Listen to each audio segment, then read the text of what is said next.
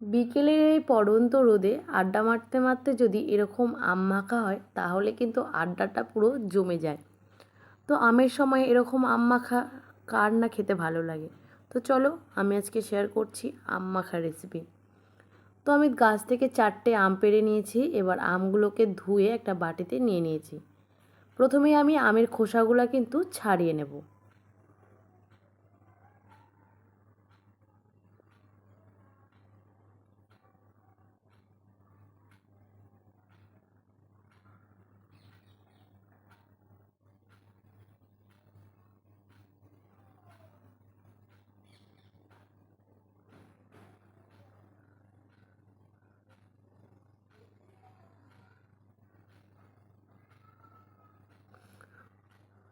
সব কটা আমের খোসা আমার ছাড়ানো হয়ে গেছে। এবার আমি জায়গাটা পরিষ্কার করে নেব আর বাটিটাকে ধুয়ে আনবো। এবার আমি একটা গ্রেটার নিয়েছি, গ্রেটারে আমগুলোকে ভালো করে গ্রেট করে নেব।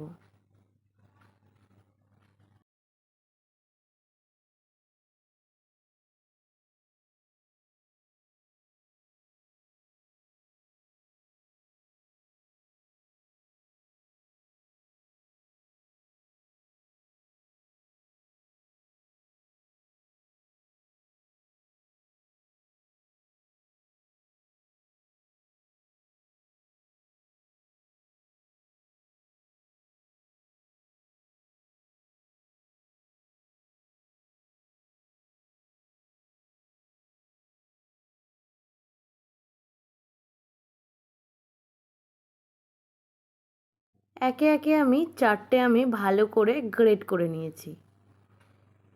এবার আমটা মাখার পালা। তো আমি এখানে শুকনো লঙ্কা নিয়েছি, লঙ্কাগুলোকে আমি পুড়িয়ে নিয়েছি। লঙ্কা দুটো দিয়ে দিলাম, তারপরে দিয়ে দেব পরিমাণ মতো নুন আর দেব চিনি। চিনিটা যদি তোমরা মিষ্টি পছন্দ করো তাহলে একটু বেশি দেবে, আমি একটু টক টক পছন্দ করি সেই জন্য চিনিটা একটু কমই দিয়েছি। আর তারপরে কিন্তু দিয়ে দিয়েছি কাসুন্দি। এবার ভালো করে কিন্তু কাসুন্দি, লঙ্কা আর চিনি, লবণ দিয়ে ভালো করে আমি আমটাকে মেখে নেব।